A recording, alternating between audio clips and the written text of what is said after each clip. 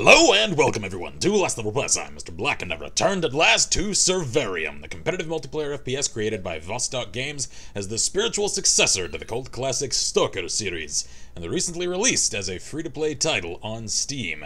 News which caught many people, myself included, very pleasantly off guard, and which kicked me into returning to the game for the creation of new content.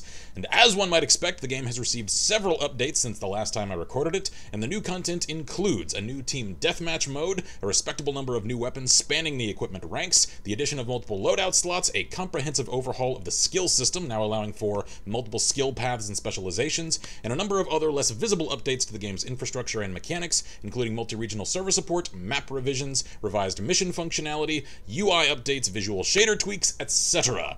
I'll explain the new components as I come across them. For now, suffice it to say, I've invested a significant number of hours into the game since my last episode, and as one might notice, my equipment certainly reflects it. I do so love my SKS.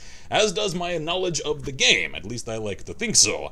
And thankfully, despite recent updates ramping up the grind of Survarium's ranking progression, I'm still reticent to criticize its reception for new players, considering the potential for one to receive considerably stout gear as random end-of-match rewards, and its matchmaker which incorporates one's gear level into its algorithms, such that even those who invest real cash and gold and premium items into powerful gear are matched to others of a comparable equipment level.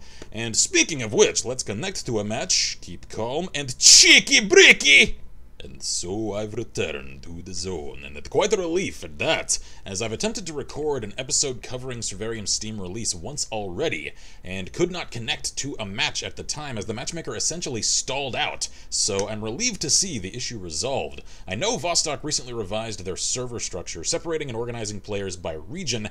However, I'm not sure such a hard separation is such a magnificent idea at this juncture, considering the game's rather limited player community. I think connecting players to those whose pings are closest, most compatible with their own, regardless of region, would work a little more efficiently and also allow those with friends in other regions the ability to play with their comrades. And speaking of comrades, I have need to assist mine. As it seems, I've matched, at last, to a deathmatch round. And there are many who would come for our heads. And unfortunately, I've had to kick down my gear level as I could not, come across a match at gear level 10. It seems right now the player community is, of course, with the relatively new Steam release, still relatively low level overall, and so only very sparse few are playing at higher gear levels. So at now, presently, I am, getting shot in the frickin' chest and rocking a level 5 gear level. So unfortunately, I cannot call my SKS to bear. I'm instead going to put my AKS-Ch.4 to work. Now, let's clear some buildings. Whoop! Gotcha! Okay. It seems as though the UI has received a couple of updates as well, giving one kill alerts. I'll admit I'm not entirely fond of that, as the game is,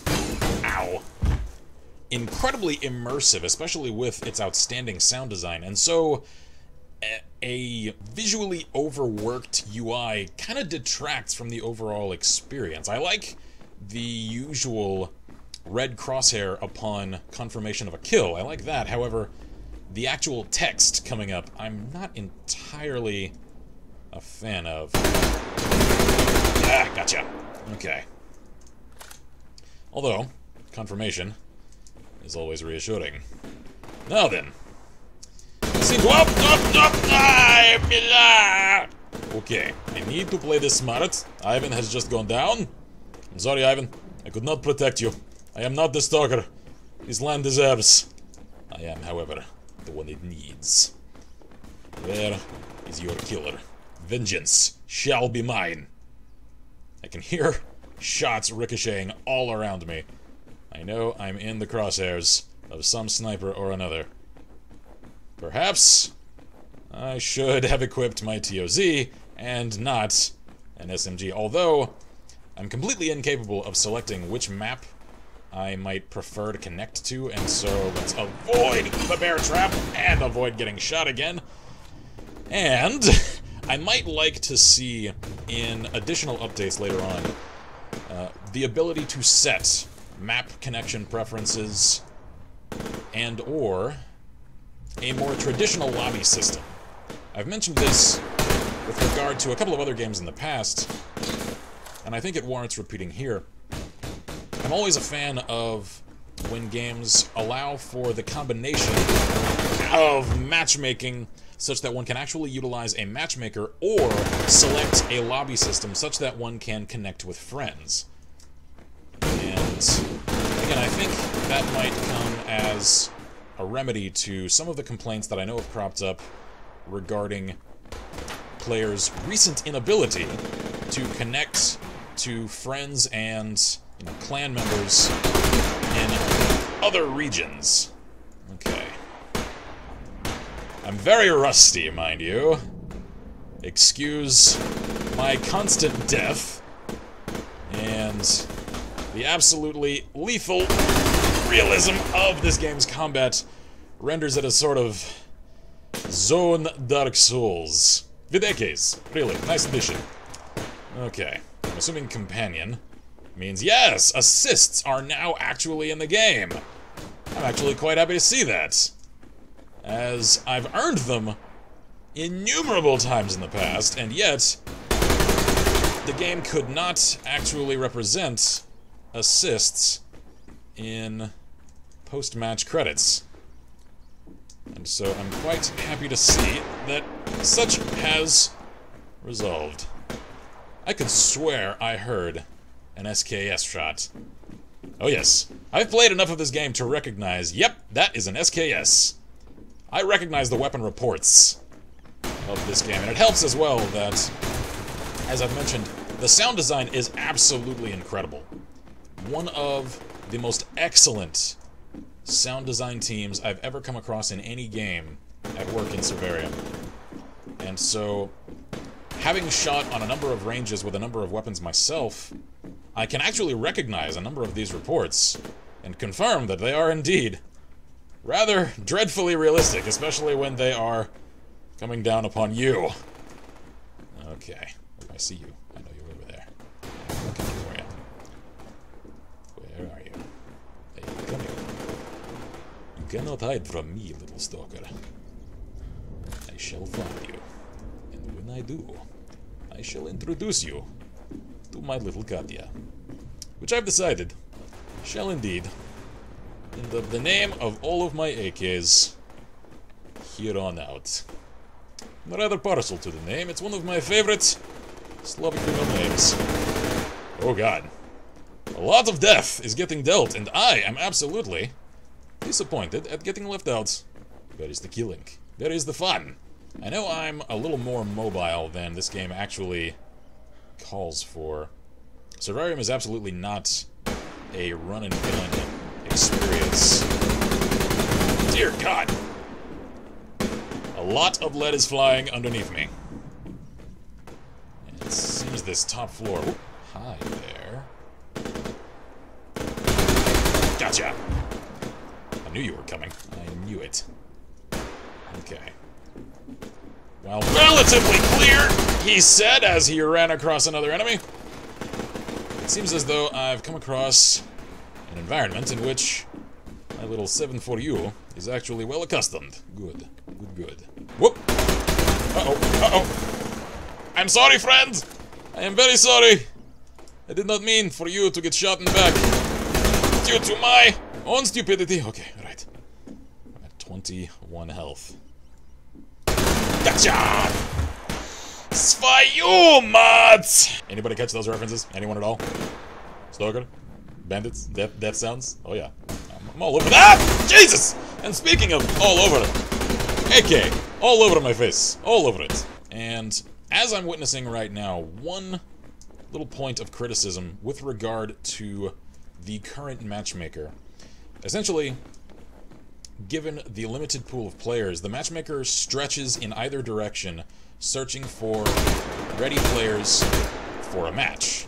Gotcha.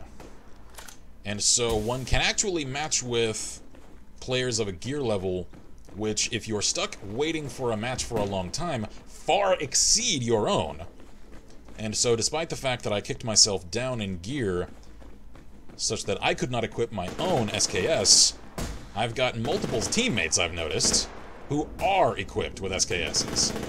And so it can make matchmaking a little bit on the aggravating side, considering that it's not actually functioning as intended. And I recognize that Survarium's matchmaker only actually functions as intended with a significant community available to draw from. I know that. However, it simply feels as though it's an imperfect design if right now, at any given time, I can't necessarily match to a round of an appropriate level unless there are several thousand online at one time.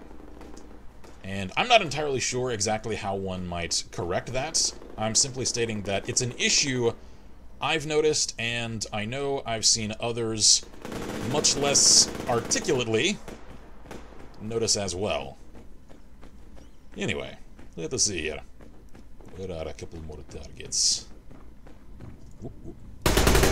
I'm very much anticipating the free mode when it comes online, as I've read a number of the Survarium dev diaries, and according to them, they're looking at free mode, acting as the MMO facet of the game, as it is, in fact, marketed as an MMO FPS. And essentially, each world will allow for up to 40 players to come into a world space at one time, and that number is expected to rise as the game is developed. And one can essentially drop in, drop out of a persistent world environment in which one can assume missions, combat NPCs and the mutants, and, well, receive a number of lovely rewards, which will then essentially account for a number of the gear options available to those who then participate in the PvP multiplayer. Which I'm interested... I can actually articulate myself. I'm interested to see the interaction of.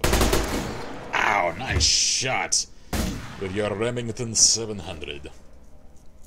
Anyway, you know, a number of concerns have raised regarding the game's gold and premium weapons.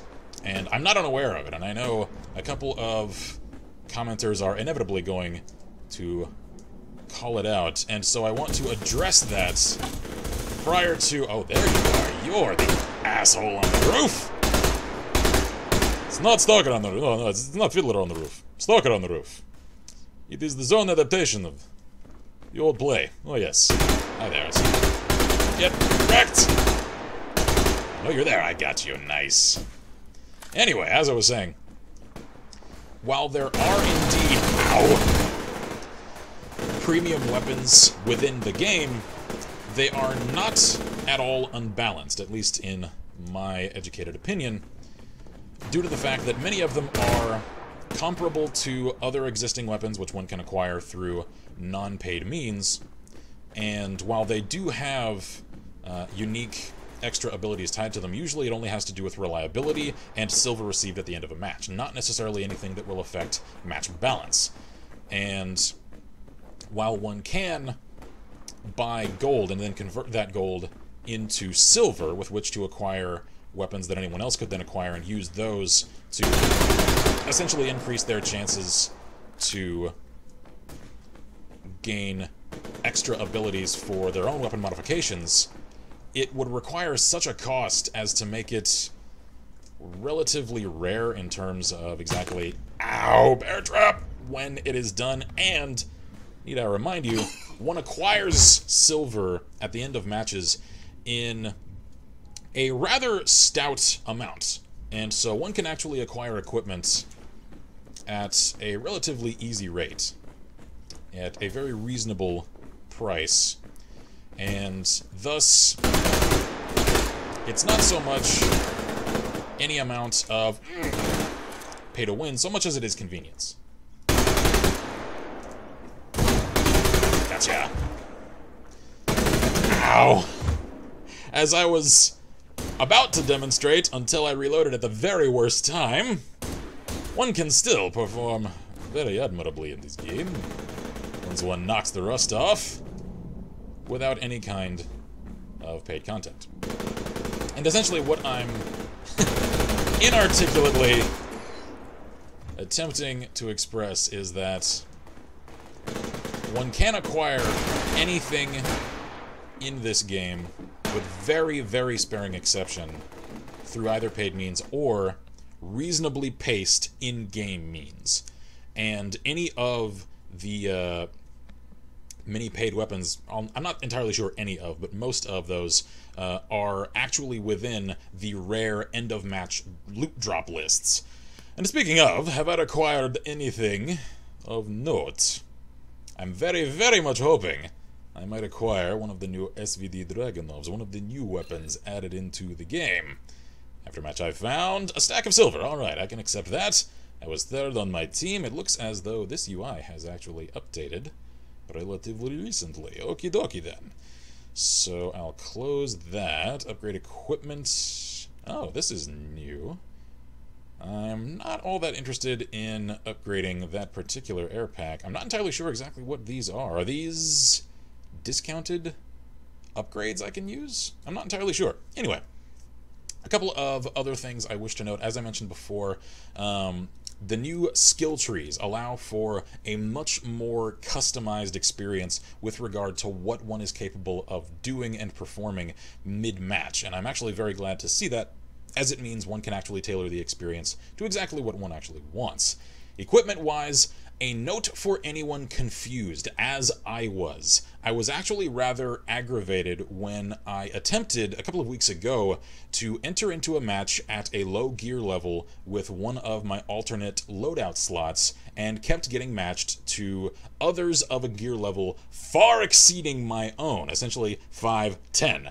And I realized only recently that it's because the Matchmaker incorporates whichever the highest gear level is of any of your slots. So despite the fact that I had a level 5 gear slot selected, it was still matching me to a level 10 round. And while that is by design, it doesn't indicate that anywhere. And so I was very confused and aggravated. And when it dawned on me, I was kind of kicking myself, and now I know it. So anyone else who might be confused, that's what's going on with that. And that, I think, is in fact all I've got for this particular episode of Survarium. And a quick note as far as the UI is concerned, one can now a little bit more visually, aesthetically pleasingly check out the progressions of each of the factions by clicking on them up there at the top right, and check out what exactly one can expect to unlock at each rank with each faction. Anyway, I've enjoyed returning to the zone for this next episode of Stalker. I will absolutely record a little more in the near future. I have quite a bit I want to cover, and I also want to thank the Vostok team once again for allowing the release of my previous episodes covering this game, despite the fact that at the time I was completely unaware of the fact that I was violating an NDA, and when I brought that to their attention and I apologized, they were everything and accommodating and all of the just accepting and even welcoming that I could possibly have ever asked for. And so I definitely want to thank Joe Mullen in particular, the Vostok PR manager, who essentially gave me the retroactive permission to have released a couple of episodes and to keep them up, and to essentially release any others that I wanted to, even while the NDA was still in effect, which I respectfully declined, having already treaded upon a minefield I didn't intend to already. However, now that the NDA is of course lifted with the global beta and with the Steam release, I will absolutely conduct further Survarium in the future. So, I'm Mr. Black here at Last Full Press, and as always, I wish you all good gaming, and Godspeed.